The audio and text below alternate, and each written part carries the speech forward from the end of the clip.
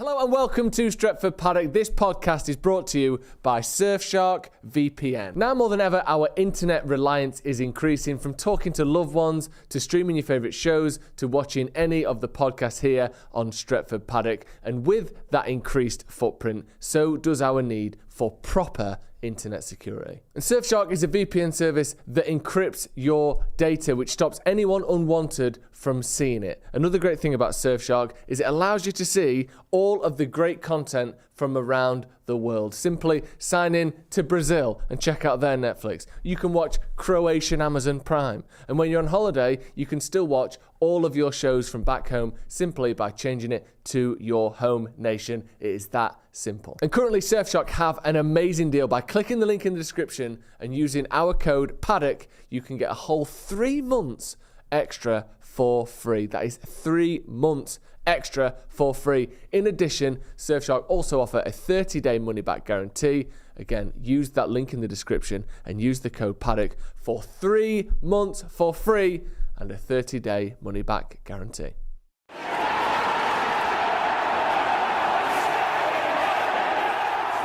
Jay here for Stretford Paddock. This is Paddock Live. That's Joe Smith, and we've got an absolute smorgasbord of United stories to get through. In, out, shake it all about. Sir Jim Ratcliffe's transfer plan. We're going to be getting into that because apparently Ineos have already got their hands, the grubby little mitts, on the transfer. Squeezing life into it. Yeah, they don't have to wait for things like ratification. No. They can just get their hands on it straight away, according to some reports anyway. So we'll be getting into that. We'll also be looking at the fact that Jim Ratcliffe could be increasing his stake. Yes. So what does that mean? Because apparently it's not going to be 25%, it's going to be closer to 30%. So that could be quite interesting. Plus all the other movers and shakers as well. Make sure you are getting involved in the comments and the chat. Also as well, don't forget we are in Dublin tomorrow night.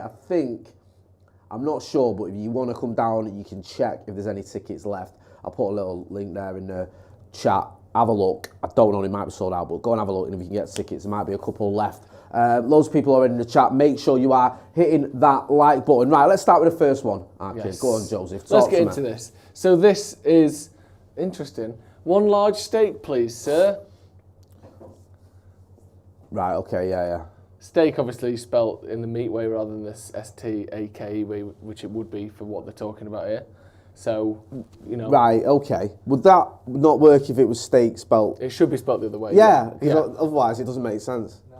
It should be spelt the other way. But we get the joke. Sir Jim Ratcliffe could potentially inject new equity into Manchester United in order to get more than just 25%. Now, this concept, I'll get into it, is sort of the very much the perimeter of my business knowledge. It says here, this extra capital, which goes directly into the club, could be used on any project, including stadium development or transfers. So Jim Ratcliffe's final percentage, if the completion process goes to plan, will be just over 29%. That's 25 from the Class B shares agreed and Class A tender, which is ongoing, and then just over 4% from his injection of 300 million into the club. And that's been the plan for months, to take extra shares in return for Ratcliffe's initial investment. So the point here is, Jim Ratcliffe is basically going to put 300 million quid of his, or $300 million of his own money into the club. He's almost essentially going to give that money to the club in return for more, a higher percentage of the ownership. That money, unlike the money that he's used to buy the shares off the Glazers, cannot be given to the Glazers. That has to be spent on Manchester United related things. So he's not just giving them an extra 300 million. It has to be spent apparently on investment, infrastructure, redevelopment of stadium, that kind of thing. So it's not just another 300 mil for the Glazers. He's basically funding, making money for Manchester United and having to use it on that in return for 4% more than the 25% he's buying off the Glazers. Interesting. I mean, first of all, this has had a big impact, all this news, on my share. Oh yeah, it's Share Watch. Yeah. And this isn't what you were doing in the 90s when, Life After Love came out. No. This is, Jay's got his Manchester United shares that fluctuate wildly. I think plural. Do you just own one? I don't, I think... Actually, you own less than one, don't you? It might be, I think shares is pushing it. Okay. Let's say I own a portion of Manchester United. Yes. I think that would be accurate. Yeah. So if you go there, you can see... you might be able to see it's a lot of green, which is good apparently. That's usually good, isn't it? Apparently red is bad, Well, I thought red was good because it's United and that, but it's not. Not in this case. Apparently, green is good. And you'll be pleased to know, my $20 investment now has only had a loss of 47 cents. It's worth a whopping 19.53. Wow. So, but the good news is, your account gained 3.56% yesterday. You had a good day. It says here, share the news with everyone. Hell yeah, I'm doing that. You're literally doing that to thousands of people right now. Like, I have made, I've not lost any money. Well, I have lost 47 cents, but not as much as I'd lost the week before. So when did you buy this? Because you've been at a loss ever since. Did you buy under peak Sheikh Jassim hype by any chance? Yes. Did you? I bought the worst time in the history of this club, right? Ever since Manchester United has existed, I literally bought a share, or whatever this $20 were, at the worst time you can possibly buy at. You've all heard of the phrase buy low, sell high. Yeah. There have been plenty of buy low moments available to you. There's been almost, unremittingly buy low moments. There was literally, right, if you look at United's share price, it was like down here, and then there was this little blip there, where it went like that. And then straight back down. And straight back down, and then and when it got to that blip there, I bought my $20 worth. You rang your accountant, your trader, and went, pull the trigger. Pull the trigger. Did you? Wait, it's skyrocketing. That's a good thing. Buy. I had like 3 phones on the go and all that. Hang on a minute. I've got New York on the phone. Wait a minute. Oi, Tokyo, shut up. Right. Buy. And and almost as soon as I clicked on my app for me $20, the shares can do what can only be described as plummeted. Nosedive. Nosedive. Because this was around the time when there was all this hype about Sheikh Jassim and everyone was like, oh, let's get some shares because we can sell them to him, which wasn't what I wanted to do. I did it, right, because there was all this news about shares. I thought, right, if I buy a share, I'll get all these notifications, it's going up and down, so I'll have my finger on the pulse. You'll be clued in. Yeah, some will tell you what's happening with the shares. Because you couldn't Google it. I know. I realised afterwards it was just pointless. And also, the worst part about all this as well is the notifications were nonsensical and did me edit, so I turned them off anyway. Great. Because it was telling me things like, oh, IBM or whatever. It's going, oh, why don't you invest? I've got no money to invest in anything. Like, just leave me alone. So it was pointless. But then it was around the time that kid in his bedroom had tweeted something that everyone got excited about. That kid in Wales? Yeah. And everyone thought, like, the share prices and all this is going up. I bought then. It came back down and it stayed low ever since. And despite my best efforts, I think Sir Jim Ratcliffe actually circumnavigated me. Yeah, he hasn't bought any of your Class A shares, has he? He's not knocked on your door with his 33 quid per share. He's a very savvy businessman, Joseph. Yeah. He's gone round me. Do you know what I mean? I thought I could be like, a brick wall that he had to come through. No, he's just gone, he's ignored me. He's passed through you like a krill going through a tuna net, hasn't he? Exactly. You're too big for him. Yeah, he's slipped between the gaps. He's avoided me, and hence the reason he's carried on without my influence. This is good to see, though. And also, and I will reiterate this, and obviously the Glazers as a unit still have the controlling share of Manchester United, regardless of this.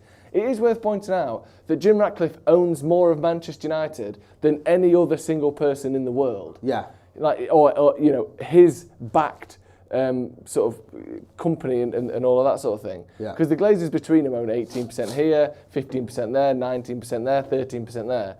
He owns what's going to be 29%, or has sole control over what will be 29%. So he is the single biggest owner of any of Manchester United shares, which obviously isn't, I think sort of helps a little way to explain why he's being given so much power. He doesn't add up to what the Glazers have between them, but as a single entity, he owns a lot of Manchester United. Do you know what I mean? Yeah, he does. And the thing is, right, there's a couple of stories here that give me a little bit of cautious optimism. Yeah. There was a 241-page brochure, dossier, or whatever report when this deal sort of was announced. I think the Times had it. That sort of gave you the ins and outs of everything. I think this was the sort of report that Ineos had to put forward. And within it was this... With Ineos, nice. Was this statement that no one can take dividends out of the club for the next 3 years. Yeah. So the Glazers can't take dividends out. No one can, which I think is a good thing because you'd be a bit annoyed. I just get annoyed with the whole dividends thing. And I see Darcy and Trevor and Bob and all the rest of them have took more dividends out. You're like, what? Yeah. What? The roof's leaking. We're absolutely getting our pants pulled down everywhere and they're taking out more and more money. So apparently they can't do that. And then there's this other thing, right? If we look at this and we go, so Jim Ratcliffe is just propping up the Glazers, just keeping them in power, this 25 or 29%, and then they'll just keep the rest and they'll just keep making money that way, then it's a bad thing. But I'm hopeful, again, optimistic, I don't know, and I'm not ITK, that this is a move towards him buying Manchester United fully. Because I don't see this guy coming in, 71 years old, just wanting to keep the Glazer at Manchester United. I think his goal has always been to buy Manchester United. Now, if you look, people say, why not just come in and do what Sheikh Jassim was offering to do, just buy it all out? The Glazers obviously weren't having any of it, unless you pay and really, that's the only thing that matters. Yeah. Because the Glazers are the only ones who have to be convinced that you're the right buyer. Yeah. It doesn't matter what the fans want, what anyone else wants, what Sheikh Jassim would do with the club once he's got it. If you can't convince the Glazers to sell it, you're as useless to the Glazers and to Manchester United as me and you are financially. No, your 19 quid is doing more, or as much as Sheikh Jassim's 100% that the Glazers didn't want. Do you know what I mean? So this is the thing, right? He's having to do it, or if he is going to do it, he's going to have to do it this way. Now let's not forget, right? The way we ended up with the Glazers, they didn't come in 2003 and buy all of Manchester United Football Club. What they did was they came in 2003. I think in March 2003, at one point when they first came in, they owned less than 3%. Yeah. Now by the end of June 2005, they owned the entire club. I think it was 98 point whatever percent. Like voting rights. Yeah. They basically, in whatever that is, 2.5 years, went from owning next to nothing or a very small amount of club to owning it all. Because they did it incrementally. Like they bought shares off this person, off that person. Obviously, there was the big kick-off with Fergie and the owners, and that gave the Glazers the opportunity there, presumably, to buy their shares and to get a big chunk. But they did it bit by bit until they got over the threshold where they had to, I think, they were able to do the compulsory purchase orders when people like your dad and Ian Sterling, God rest him, and other people had shares in Manchester United, they were told, well, you've got to sell them to the Glazers now, whether you want to or not. So I'm hoping that this is something like that, because people might question Sir Jim Ratcliffe and all the rest of it. I think he'll be a better owner if he was in full control than the Glazers. I think he seems to have a plan and a strategy and a desire for Manchester United to get to the top. I'm not Mr. like, oh, he's Mr. Wonderful and everything's going to be rosy. I just think it'd be better under him than it would be the Glazers, and I'm hoping that this is going to be the case. It can't really be much worse, can he? No. Like, unless he bankrupt the club, which he would have to sort of do maliciously rather than accidentally because of just how much money United makes. But you just look at the things he's already promising to do compared to what the Glazers have done with the same opportunities. Getting someone like Jean-Claude Blanc, who has worked at football clubs at least for the last 20 years. Yeah, he knows his stuff, doesn't he? Dave Brailsford, who has been successful, hugely successful in cycling, has worked in sport, has worked in businesses directly in this sort of role for 20 odd years. You look at the people, Paul Mitchell and some of the other names linked, maybe not Paul Mitchell at this point, but some of the other people linked with the job, have the sporting director level, have all had success as sporting directors. You look who the Glazers brought in, it was one-stop shop, Ed Woodward, banker, friend, dickhead, and you can run the entire footballing side of things yourself. What are the odds that which of those two have the better chance of working? Yes, Brailsford, Blanc, whoever may fail, but the chances of them failing are so much slimmer than this guy in Ed Woodward, who was always going to fail. Yeah. Like, if you just run that simulation 10 times, this one with how Ratcliffe has already said he's going to set things out or shown he's going to set things out, has just got such a higher probability of being successful, hasn't it?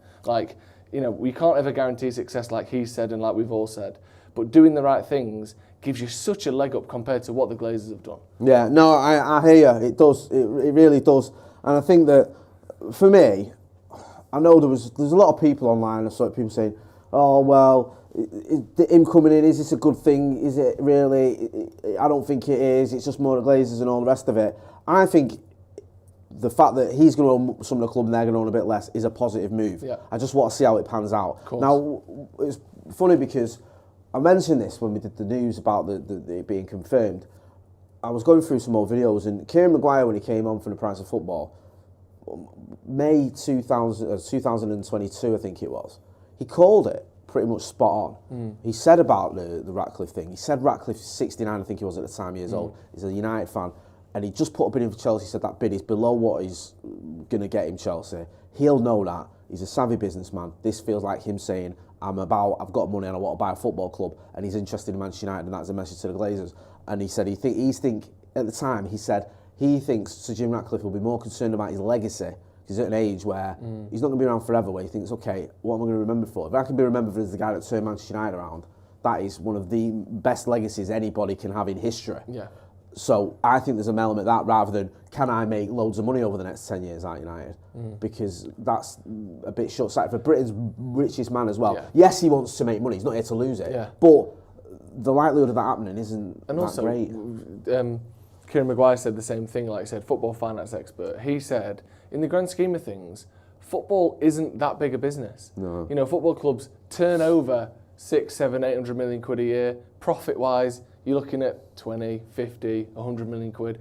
Compare that to Ineos, who are turning over billions a year, and on some occasions profits of hundreds of millions and billions. Like, it's pretty small fry, really. It's like just the gap, the ratio of money to public interest. Yeah. There's nothing like football. Nothing garners the public interest that it does whilst making a comparatively little amount of money as it does. Nothing else that makes 6 million quid profit a year, or in the United's case, debt, has got the public interest that a football club has across the world. It just doesn't exist. So he's here for the public interest, for his love of Man United, his love of the acclaim and the accolades he would get from us as fans. He's not here to make a few extra million quid a year that is nothing compared to what he's already making, is he? No, you're right. And like obviously petrochemicals and other stuff that he's involved in makes a lot of money. It's a bit like Hollywood film, innit? Like, you know, you see like Hollywood film has took sort of, even in this day and age, a Hollywood film could take like $700, $800 million at the box office. And you think, wow, and they'll be like, the profit was 60 million. Yeah. What? Yeah. Like, because he spent so much on the film itself and the marketing, and it's like, you have films nowadays that can take in 500 million at the box office and not make a profit because you've cost so much. Talk about the big blockbuster, obviously, not just low budget films. So it's a bit like with football. You can spend a lot of money and end up not making loads of money. You can make money, but not the sort of money. If you took, say, £1 billion and you put it into finance and other things, you could, you know, make 200, 300 million, like you're saying. You put £1 billion in a football club, you can be operating at a loss for a few years. Do you know what I mean? Look at Todd Burley and his merry band of men, what's going on at Chelsea. And you know, the latest new noises out there, I know they won tonight, is we need to spend more money this January. We need to go big again. Bro, we just spent £2 billion. What are you about? It's nothing. It's like, and they're nowhere near where they need to be. No. So it can be a big black hole, can't it, on the football club? I'll get into some of the chats because there's loads of people chatting. Me thingy drops out, but I've got it back now. Danny Shields says, optimistic that we're on the cusp of real positive change at the club. Back Eric Ten Hag. Put real football people in charge of the football. Buzzing off last night and buzzing to see you tomorrow night. Yes, up mate. the Reds, up the Paddock. Yes, thank you, Danny. Top lad. Looking forward to see you. Yes. Let's have a look. Alex Raha says SJI is probably more interested in making money from using United as a marketing tool for Ineos rather than making money from United itself. That's his opinion on that one. I mean, to be fair, that's probably a better way of making money off United than just United itself. I don't think he is doing that, but that as an angle is probably a better one than, you know, what we're seeing as the other option. Just on the Blanc thing as well, Alex Raha says Blanc is a football person with a track record Woodward wasn't. Kelvin Robertson says, I'm so grateful for yesterday night. Oh, what a game. Use that, wouldn't you? Hey, you little weasel. Yeah, sensational. I'm having a torrid time of it, mate, at games this year. I know. I've been about 5 games, seen 4 losses. I think I need to retire. Keep dragging your kids to them as well, don't you? Exposing mate, I saw us lose the derby twice in 2 weeks. Manchester derby at Old Trafford, I went to the men's, we got beat, and took the kids to see the women, we got beat there as well. It was horrible. But yeah, what a night. And it cemented my opinion on what's happening. What? Beating Villa 3-2, what's it cemented? It's going to happen, isn't it? What, top 4? Top 5? No. Right, hear me out. We could win this. Win what? The title. Right? Right? Sweaty one. No. Yeah, could be coming. No, sure. I'm not saying he's coming, no. It could be. What? Right, Joseph. You don't mean this. One word. Jay, don't do this. Yeah, January 1996. Yeah? You remember it, don't you? Isn't that about 6 words? Right. You remember it well. I do. We were 12 points. Ethan does. Ethan remembers it. Ethan, how many points were we behind Newcastle? 12. Yeah? And what happened? We won the title. Yeah? With room to spare. Yeah? So, but look at it now. What are we, 11 points or something off top? Right. Why not? In all honesty. Yeah. What are you saying? What I'm saying, right? Really, if I was to ask you, the question I want to ask you is, what the fuck are you on about? I think there's an outside chance we could do a madness. That genuinely. Talk to I me. honestly think, we could build a scenario out of whatever frail and fragile material you want, which it's going to have to be because nothing sturdy is being said right now. Yeah. Give me this absolute nonsense. Yeah. But construct it for me. Right. How does Manchester United winning the Premier League look, having been so shit so far? Right, for starters, we've missed Kobbie Mainoo, who was injured for most of the season, right? He's vital. Look how good he is. Forget his age. Yeah. Ryan Giggs was winning titles when he was 18. No one questioned it, right? The kid is amazing. He got injured pre-season against Real Madrid. That was a blow. No one realised how big a blow it was until he came back. And then you look, actually, this kid's mint. Like, put him in that midfield. He does the business for you, right? Rasmus Højlund's broken his duck down in the Premier League. He's only going to keep scoring. Yeah? That's a fact. Yeah? Look what he did in the Champions League. Got 1 goal. He got 5 before you knew it. Top scorer. Before you knew it. Yeah, before you knew it, right? Yeah. So now he's broken his duck. He's sorted all out. Let's say maybe 10 Premier League goals between now and then. Minimum. Yeah? Minimum, right? Yeah. He's going to absolutely start banging him in. We've cracked the code as well with our front three. Garnacho on the right, Rashford on the left. Rashford's best game he's had in years last night. Years. Yeah. That's gone. This is Schweinsteiger against Liverpool all over again, isn't it? I've not seen a performance from a midfielder like I saw from Mainoo since Schweinsteiger against Liverpool. Okay, Garnacho on the right works, Rashford on the left. Eriksen's come back. How underrated is he? Yeah, amazing, right? Johnny Evans is playing the best football of his career. You could argue. Yeah, you could. I'm arguing that. His United right? career. Oh, you think, but all right, we've got Forest Saturday, we can beat that. But then, we've only got 1 game in January. Then you've got a bit of a breather. It'd be good if we had some players coming back, wouldn't it? Oh, hello, who's one of the greatest defensive midfielders in the history of football? Casemiro. He's coming back. Who's one of the best defenders the Premier League saw last season? Lisandro Martinez. He's coming back. Oh, hello, Champions League winning midfielder that the manager wanted. Wouldn't it be great if he's come back? Oh, Mason Mount's in training. Fucking hell. Can it go any better here? It's like 3 mega signings are all arriving at your door in January while you've got this gap when you haven't got many games. So you can get him ingratiated to the squad. Yeah. You've got Rasmus banging him in. Martinez making sure no one gets past your defence. Onana is showing the bits. You know what I mean? That save yesterday, he's all right. He'll be okay. Don't worry about him. The Premier League is wicked anyway. And also, the big issue you've got with Casemiro is his legs are going a bit. Oh, good job he's got an 18-year-old who's mint who can play next to him, then, innit? And he only has to play once a week. Yes. I tell you what, right, let me take half a step towards your way of thinking here. Good lad. Come and join me on the good ship, 21. How many points have we got in the first half of the season? Does anyone know exactly how many points we've got? Okay. I'm guessing 40. You're bad at guessing. It's somewhere in the region of like 31. Oh! There we go. Right. I will say, I think United could get 41 points in the second half of the season. Okay. I think we could do that. Yeah. Or maybe, I think we could possibly get 41 points in the second half of the season. Yeah. Possibly even 45 at a push. But that's going to put us on 76 points this season. Yeah. And that isn't going to be enough to win the league, is it? That hasn't won the league since 1915 or something. Well, how many points have you give us? 75. I've seen United win a league with that. Yeah. Right, it's rare. It's rare, but rare things happen in football, Joseph. That's true. Yeah? 3 words, Leicester City. Are you forgetting that? Yeah? I suppose, yeah. Right, see what I mean? So we'd have to make I thought you was a believer. When we were 12 points behind Newcastle, were we second in the league? No, we were 3rd. Okay. Right? And we clawed it back gradually. And then we went to St James's. Yeah? Eric got the winner. That put us, I think we went there, we were 4 points behind him. They won, they would have gone 7, obviously we won. Went 1 point behind him. Next thing you know, we're over him. Then, Kevin Keegan's having his meltdown. I love it if we beat them, just love it. That'll be Jurgen Klopp coming at the end of the season. I love it. He's got to go to Middlesbrough and get something. That's what he'll be saying about tonight. Yeah. Tonight will be like, don't you worry about that. Middlesbrough aren't even in our division, you idiot. we've got a free win. Yeah, it's just a theory, right? Do you genuinely believe it's possible that we win the league? I think it's possible. I do. I think the stars are lining up. I'm meant to be the positive, optimistic one. When we draw at Forest on Saturday, I'll change my mind. But right now, I look in and I think, you know what? Stranger things have happened. Honestly. Yeah. Did you not? You was there last night. Did you not feel it in the air? There was. Did you not feel like I'm here? Something's happening. There was a certain thickness to the air, but it might have been the sewage flask full of Jamesons that we snuck in. Might have been the raw chicken they're serving. Yeah. Do you know what I mean? You feel like, oh, hang on a minute. Something's kicking off here. I mean, what's this? Højlund scoring. Oh, yeah. We'd have to get minimum 50 points between now and the end of the season. Right, and how many games have we got left? 19. 19. Doable. City did that when he won 21 on the trot. Divide 50 divided by 19, please. I can do that first. 2.1. It's not. 4. It's more than that.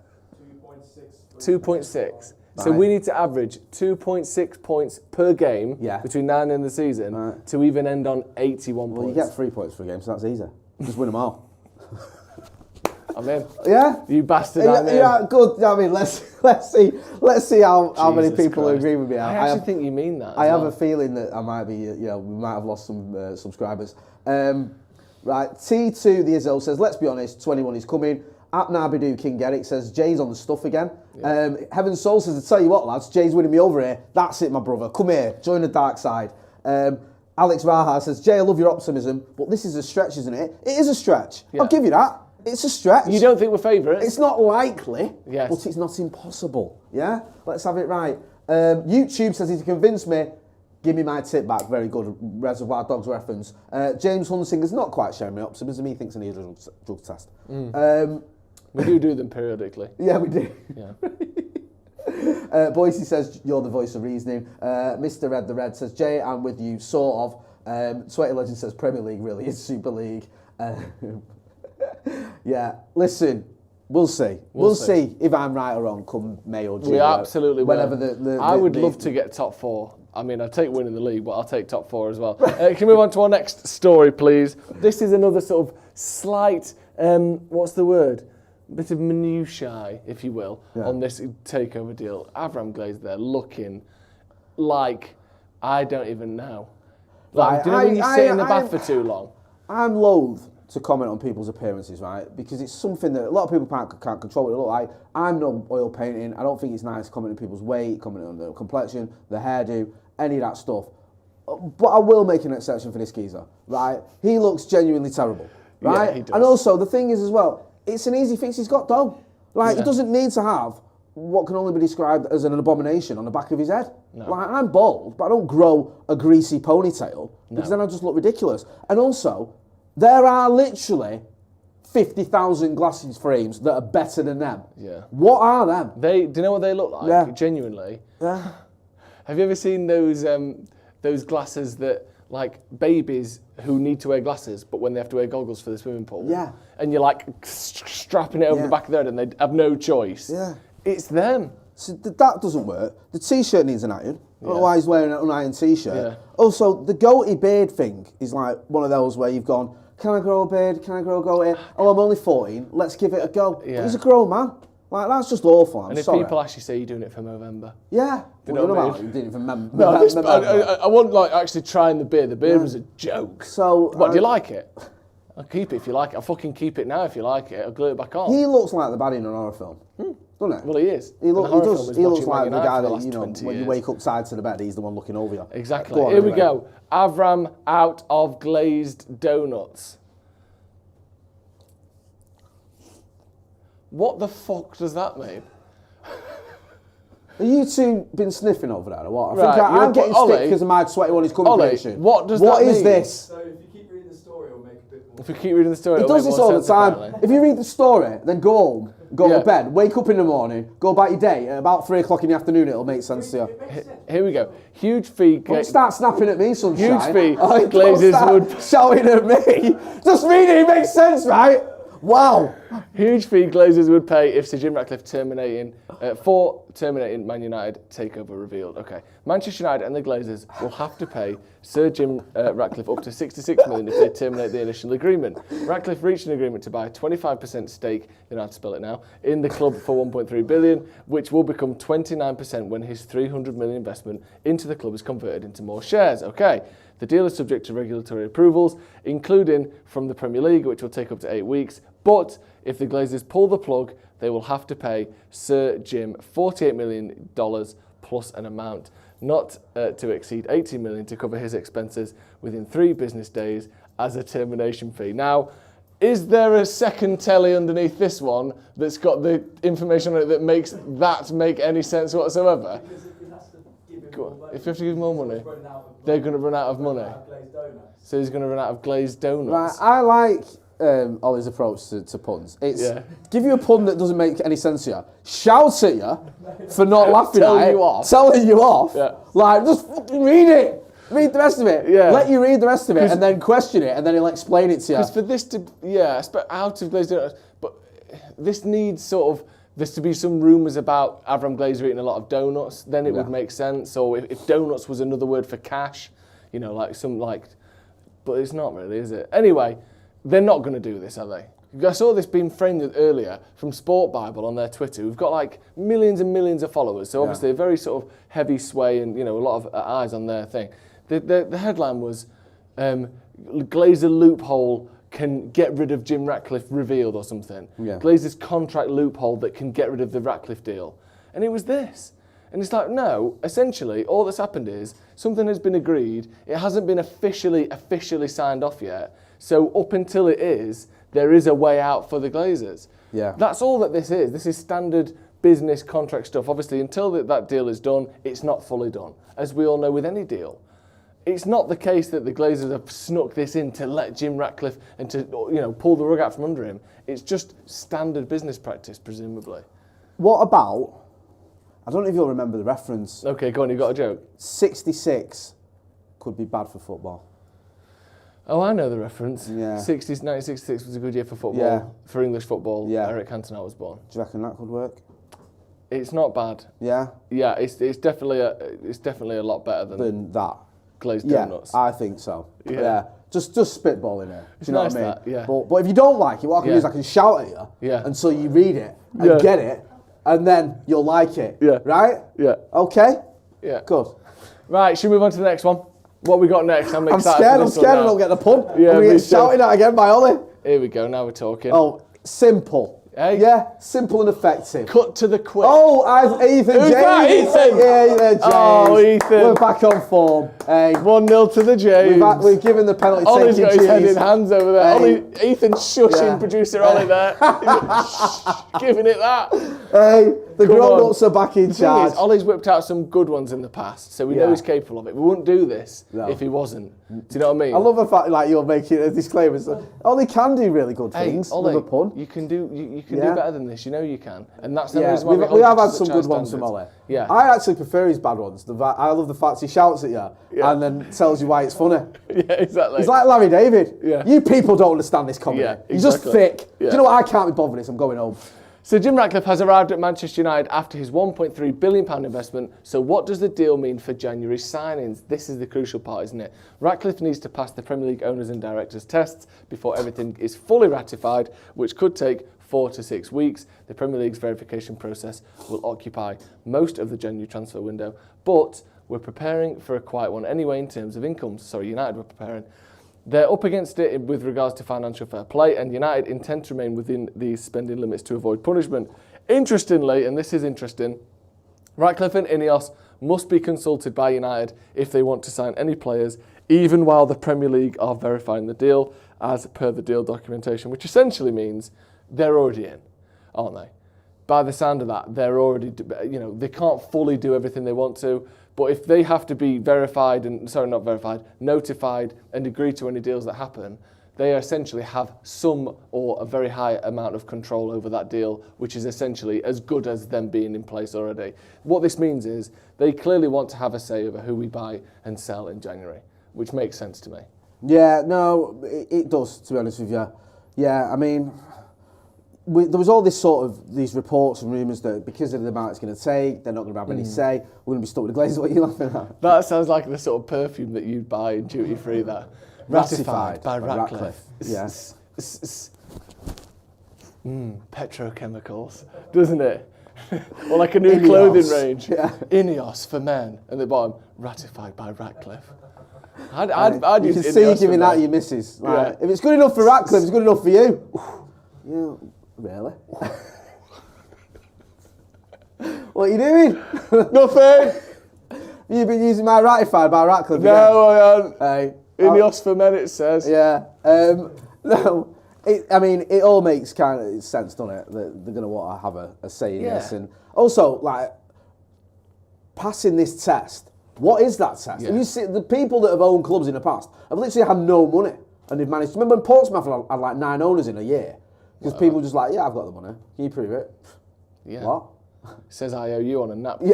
IOU. Yeah, here's a piece Pompey. of paper that I've just printed off that says I've got loads of money in the bank. I mean, look at all them notes. Yeah. Loads of money. Next to a few crosses, obviously, but we all like to play games at dinner. I'd be shocked if he wasn't ratified. It makes sense. I think we need to temper our expectations a little bit in January, though. Yeah. Because all the noises are we ain't going to go big. And the thing we have to remember is, obviously, if Jim Ratcliffe puts some of his own money in, then that changes things. But obviously, you have to be able to do that, you have to get creative, as Man City are finding out, and you can't. There's sort of a limit to how creative you can be. It's not about Manchester United spending more money than they used to. Yeah. It's about spending the money better, spending it more smartly.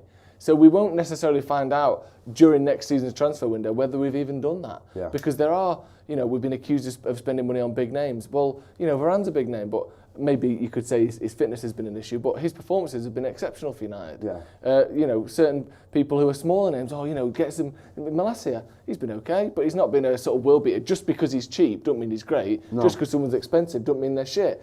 We have to go for 2, 3, 4 seasons of smarter, better, higher probability investments before we know whether Jim Ratcliffe has helped at all or not. It's not about doubling the transfer money. It's about spending the money we already spent more wisely. City haven't spent more than us in the last 10 years. They've just spent it better. That's all we have to do. No, I agree with everything you've just said, to be honest with you, bro. It's so annoying to me. It's so annoying how thick the Glazers are. Yeah. Because, right, even if United had been winning loads of things on the pitch, right, we'd still be protesting, we'd still want them gone. But I think there would be maybe not as violent and aggressive and consistent a protest. There might even been a scenario where they could have had success on the pitch, they could have generated more income because of that success, they could have cleared a lot of the debt, and then people might have gone, okay, you're doing what you said you're doing, you're getting rid of that debt, we're delivering on the pitch, and we're doing things like investing in the stadium, investing in the training ground. All right, maybe not all United fans are as against the Glazers as we are now. There is a scenario there where, had we spent money wisely, that could have been the case. Because, yes, they've taken out a load of money. Yes, we've had all this debt and these payments in kind and these loan repayments. But they've also wasted so much money because they've got absolute clueless morons who don't know anything about football, just treating United like football managers. Like, oh, yeah, what's that? Oh, Pogba, yeah, he's meant, let's get him in. Oh, the manager don't really want him, get him anyway. Oh, yeah, Lukaku scores goals. Oh, Maguire's had a good season at Leicester. Let's pay all his money. Oh, Sancho, let's give him 400k a week. All this nonsense where you go, this isn't a plan. None of this has worked. And we've just become a shambles. So, yeah, we need to sort of start acting like a grown-up football club. Go on, we'll move on quickly because time's running on. Yeah, so this is an article that we saw, and we're going to do a sort of... we've done mentions of him and his history before, but this was an article and a piece in TalkSport, from TalkSport, talking about Dave Brailsford. Brailsford is Ash-worthy. What? What do you make of that? Brailsford is, I guess it's worthy, and then Ashworth is the guy from Newcastle, isn't it? It is a pun. It is. Yeah, which ticks a box that the 1-2 puns ago didn't tick. Yeah, it's stretching it a little bit. Do you know what I mean? Like, I don't know if it's that good. Okay. What do you think? I think it's okay. Yeah. I think, you know what, it's a nice starting point, isn't it? Yeah. The journey of 1,000 miles starts with a single step. Okay. And this is very much the single step, isn't it? Do you know what I mean? Yeah, compared to the backward step that we took with the glazed donuts one before. Yeah. United's comeback win against Villa will have impressed Sir Dave Brailsford. Wait, is he a Sir as well? Yeah. Fucking hell. We've got more knights than the Labour Party, we have. Yeah, seriously. Jesus Christ. We stink of knights. Sir Dave Brailsford. Oh, we're all going to get knights. It's like Oprah, who was in attendance at Old Trafford. Brailsford has been working in football since playing a big role at FC Lausanne Sport in Switzerland and at Nice in France. Newcastle's Dan Ashworth said via Manchester Evening News, I've known Sir Dave for a number of years, working across various different sports. He's without doubt the best in the sport world at creating high-performance TM culture and is turning into that into winning. I think legally speaking, what's his name? Jake Humphreys just sued us for reading that sentence out, which is difficult. We're going to have to overcome that financially. I don't know how. Anyway, he also says he's set to be Ratcliffe's right-hand man. This is Brailsford, not Ashworth, alongside another sporting director who is yet to be appointed, with Ashworth still the favourite. That's according to I was chatting to someone who met Dave Brailsford, Sir Dave Brailsford today, and they said good things about him. What did they say? They just said he knows his stuff, and they think him being at United is a positive move. I mean, he's clearly someone that knows. He's an intelligent bloke, isn't he? He knows a lot. He's done well in multiple disciplines over multiple decades. He's not a flash in the pan, he got people cycling a bit quicker. No. He's a lot more than that. It makes sense, all this, right? I've just got to be honest that I don't want to get too carried away because a lot of these people, I hadn't heard of him a year ago. Yeah. So now it's like, Ashworth's going to be amazing, Brailsford's going to be amazing, Jean-Claude Blanc, he's the one you want. We're not talking about Kylian Mbappe and Kevin De Bruyne or whoever coming to the club. I go, we know what he does and I know how great he is. Yes, this makes sense to me, but a big part of all this for me is wait and see what happens because it makes sense, but I'm not going to pretend that 6 months ago I was saying we need to get Dave Brailsford in. That'll save our, solve all our problems. Save our bacon. It looks like a good idea, but let's wait and see. That's my opinion on it. I'll do some comments before we wrap up because we're running out of time. More nights than King Arthur, says Moley. Witterbird says Ashworthy, it's football, not cricket. I think she's talking about the Ashes rather than the Ashford reference there. They'll be in good shape with all the cycling, says Kimmich Chaka. That's good. Yeah, nice. Have we got any more before we wrap up? Well, I'm going to let these two decide. So we've got 2 stories left, 2 transfer rumours. Right. Between you, which one's the better of the 2 puns? Kimmich. Okay, right. So we're doing one. Our final story is, and this is it. You know what? Go on. I don't mind it. Well done, lads. You've redeemed yourself. That's really good, that. Say it as it's meant to be said.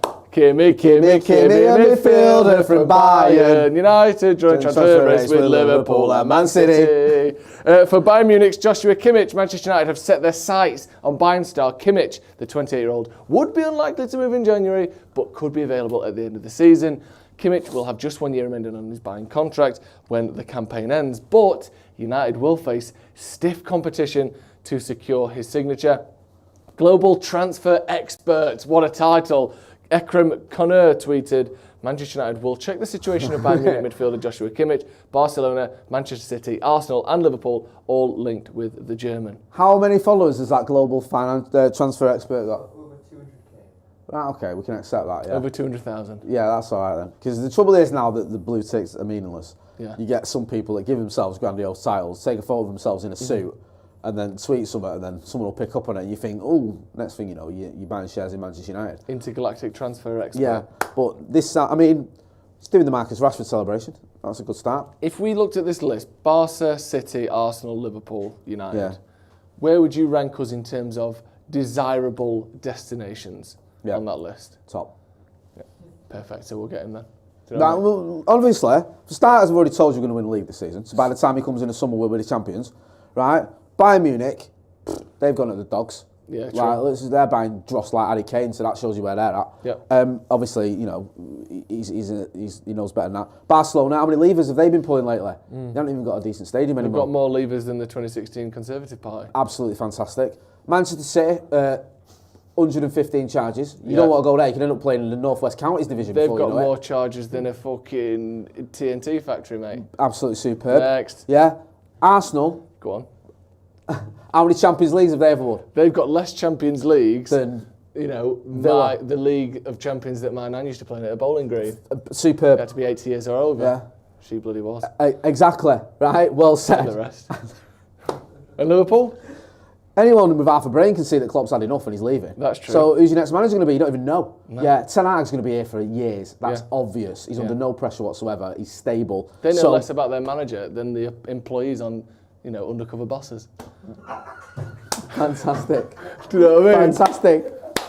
Absolutely superb. I tell you what, on that bombshell, we're going to wrap it up there. Thank you to everyone who got involved in the comments in the chat. Tomorrow night in Dublin, we will be there. Stretford Paddock, joined by Wes Brown. Some tickets still remaining. The link is in the description. Come down. If you're in Dublin, you're not sure what to do, come down to the show. It's going to be a wicked atmosphere. We'll chat to you all afterwards. We'll have a fantastic night in Dublin. We're going to be there, aren't we, Jay? Yes, it's going to be put a link in the chat there. The link is in the Stretford chat. Paddock Mandem with Wes Brown, and we'll have a laugh. Yeah, it'll be good stuff. Absolutely fantastic. Thank you, my brother. Thank you very much. Big thank you to Surfshark as well for sponsoring this podcast. Big thank you to all you lot for getting involved. Don't forget to hit like, share, and subscribe. See you on the next one.